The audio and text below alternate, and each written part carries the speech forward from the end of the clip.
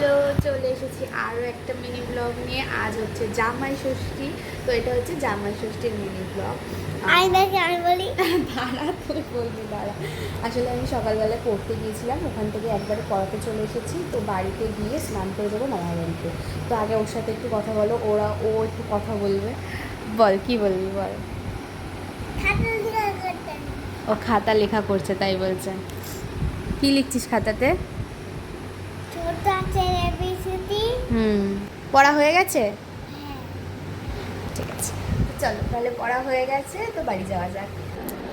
আমি জামাটা পরে নিয়েছি, এখনও কিছু করিনি। ভেবেছিলাম মুখে কিছু দেবো না, বাট মুখটার মধ্যে কীরকম লাগছে, ওর জন্য শুধু একটু টোনারটা দিয়েছে আর ময়শ্চারাইজার ইউজ করব, তাহলে আমি রেডি হয়ে যাব।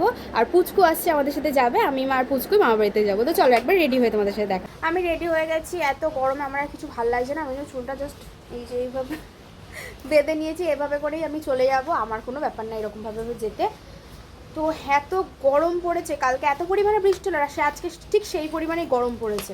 আমার আর গরমে ভালো লাগছে না, আমি এরকমভাবে বেঁধে নিয়েছি। আর পুচকু আসলে বেরিয়ে যাবো। এ বাবা, টাটা।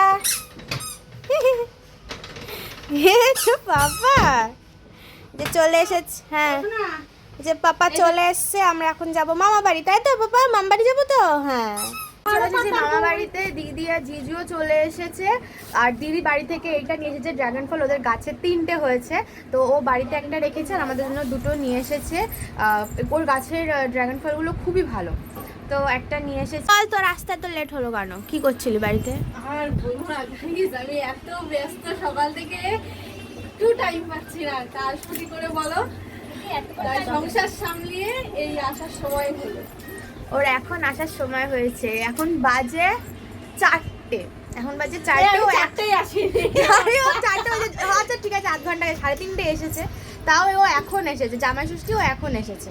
দিদি যে ড্রাগন ফলটা নিয়েছিল ওটা এখন কাটা হবে। তো বোন এখন কাটবে, এই যে খাওয়ার জন্য সে কখন থেকে করছে। তো এখন এটাকে কাটবে। বল।